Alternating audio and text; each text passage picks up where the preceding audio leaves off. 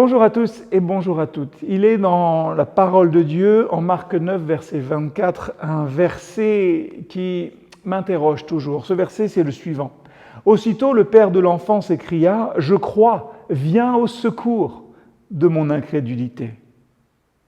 Dans les moments où nous doutons de la bonté et de la toute-puissance de Dieu, notre réponse doit être l'honnêteté et la prière.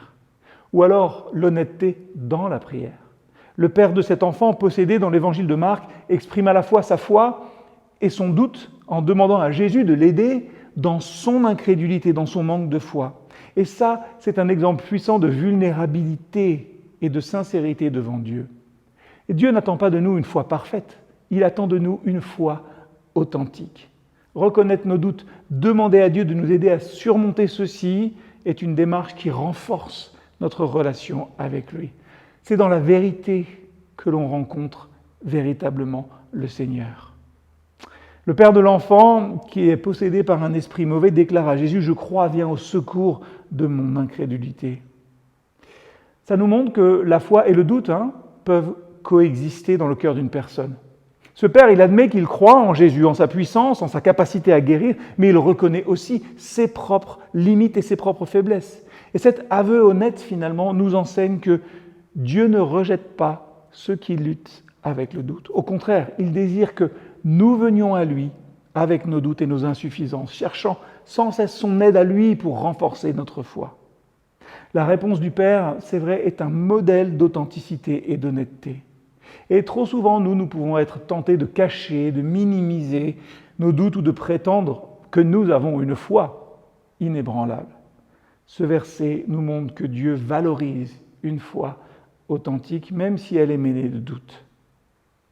En disant « Viens au secours de mon incrédulité », le Père montre l'importance de demander de l'aide à Dieu. Il ne se contente pas de reconnaître son doute, de demeurer dedans. Il cherche activement l'intervention de Jésus pour surmonter son incrédulité. Ça nous enseigne que nous devons chercher Dieu non seulement pour nos besoins physiques et matériels, mais aussi pour nos besoins spirituels. Dieu est prêt à nous aider. Dieu est prêt à renforcer notre foi si nous lui demandons avec humilité et sincérité. Et enfin, ce verset illustre que notre foi est un processus en constante évolution. Le Père a une certaine mesure de foi, mais il reconnaît qu'il a besoin de grandir davantage. Ça nous rappelle que notre foi peut grandir et se développer avec le temps et que les moments de doute ne doivent pas être des points d'arrêt, mais des occasions de croissance spirituelle. En demandant l'aide de Dieu, nous permettons à notre foi de se renforcer et de mûrir. Jésus ne condamne pas le Père pour son doute. Au contraire, lui répond avec compassion et guérit son Fils. Cela nous montre que Dieu répond avec grâce et miséricorde à nos faiblesses et à nos luttes intérieures. Lorsque nous venons à lui avec un cœur humble, il est fidèle pour nous aider et nous soutenir. Cette réponse de Jésus nous encourage à être ouverts et honnêtes avec lui. Comme peut-être ce personnage qu'on va étudier dans les jours qui viennent avec Jean-Pierre, ce personnage de Jonas. Oui, Dieu nous écoute malgré nos manquements. Dieu parle malgré nos manquements. Soyons certains qu'il est prêt, vous le verrez, à répondre à nos besoins avec amour et bienveillance.